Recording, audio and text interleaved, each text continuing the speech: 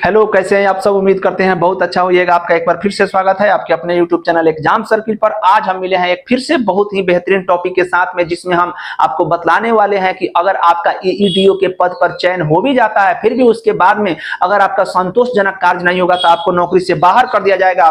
ऐसे ऐसे बहुत सारे जानकारी जो है बीईओ एग्जाम और एईडीओ एग्जाम से जुड़े हुए हैं। इसको अगर आप जानकारी प्राप्त करना चाहते हैं, सच्चाई से अवगत होना चाहते हैं और हमेशा ऐसे ही सच्ची खबरों को जानना चाहते हैं, तो आप मेरे चैनल से जुड़ जाइए, मेरे चैनल को सब्सक्राइब कीजिए। चलिए अब वीडियो को शुरू करते हैं। आपको हम बतला दें कि पिछले हमने एईडीओ और बीडीओ के ऊपर जो है पिछले हमने बीईओ के ऊपर जो भी वीडियो बनाया था उसमें हमने कहा था कि इस एग्जाम को कंडक्ट बीपीएससी के द्वारा कराया जाएगा और उसमें किसी भी प्रकार के साइड डिग्री की जरूरत नहीं पड़ेगी, अर्थात बीएड डीएलएड की जरूरत नहीं पड़ेगी।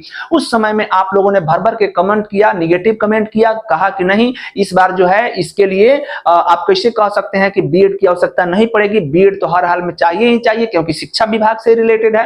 आप लोग ये भी कह रहे थे कि बगल वाले पड़ोसी राज्यों में तो सेम जो है बीएड लगता ही है, तो फिर बिहार में क्यों नहीं। हमने कहा कि नहीं, अगर बीपीएससी एग्जाम कराएगी तो लिख करके ले लीजिए कि नहीं बीएड मांगा जाएगा। ठीक वही हुआ है और यहाँ पर जो है अब की बार बीएड इसमें नहीं मांगा जा रहा है। आगे हम बात कर लेते हैं। हमने कहा कि यह कंपटीशन ओपन कंपटीशन होगा, इसमें सभी बच्चे भाग लेंगे, जिनका भी ग्रेजुएशन हो चुका होगा सब भाग लेंगे और बिल्कुल सही साबित हुआ। इसमें सभी बच्चे जो है भाग लेंगे, ओपन कंपटीशन होगा।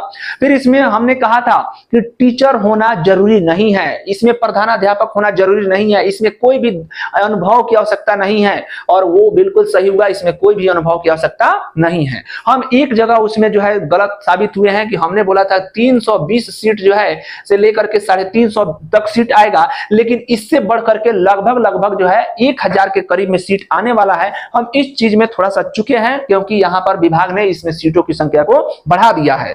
अब देखिए हम आपको बात करते हैं कि पद कौन कौन से आए हैं। तो आप जो है देखिए यहां पर एक नया पद को अब की बार में बिहार में सृजित किया गया है। वह पद क्या है? तो सहायक शिक्षा विकास पदाधिकारी का, जिसको हम लोग एईडीओ के नाम से जानते हैं।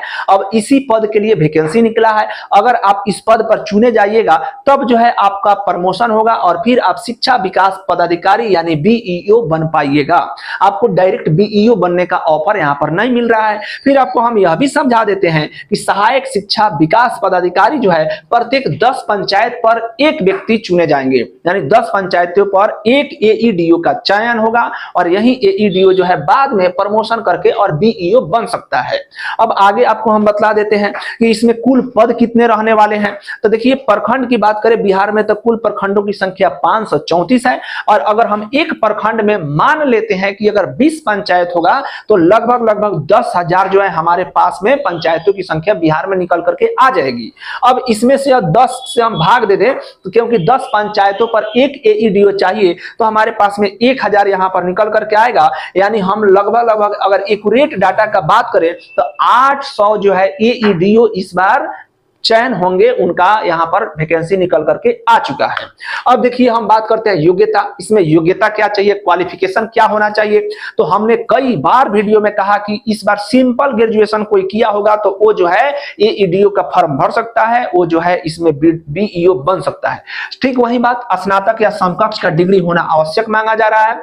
आयु सीमा का बात करें तो आयु सीमा न्यूनतम 21 वर्ष, कम से कम 21 वर्ष और अधिक से अधिक जितने भी बिहार में जो पिछले फॉर्म भरे जा रहे हैं उसी आधार पर, यानी जनरल के लिए 37 वर्ष, ओबीसी के लिए 40 वर्ष और एससी एसटी के लिए 42 वर्ष, यह अधिकतम उम्र सीमा देखने को मिल जाएगी इस फॉर्म में। अब बात करते हैं इस एग्जाम को कंडक्ट किसके द्वारा कराया जाएगा, कौन इस एग्जाम को लेने वाला संस्था है। तो बीपीएससी जो है इस एग्जाम को कंडक्ट कराने वाली है। क्या इसका नियमावली बन चुका है? तो हम कहेंगे बिल्कुल इसका नियमावली जारी हो चुका है। नोटिफिकेशन कब आएगा? तो जून महीना में इसका नोटिफिकेशन आपके सामने होगा। एकदम लिख करके आप रख लीजिए। जितना भी बातों को हमने कहा वो सही साबित हुआ है, यह भी सही साबित होने वाला है। अब चलिए आपको बतला देते हैं जिस खबर के लिए आप वीडियो में जुड़े हैं वह क्या है कि अगर आपका एईडीओ पद पर चयन हो जाता है तो चयन होने के बाद में आपका कार्य अनुभव देखा जाएगा। अगर आपका कार्य अनुभव संतोषजनक नहीं हुआ, बढ़िया नहीं हुआ, तो फिर जो है आपको नौकरी से बाहर कर दिया जाएगा। यानी संतोषजनक नहीं हुआ तो सेवा मुक्त आपको कर दिया जाएगा।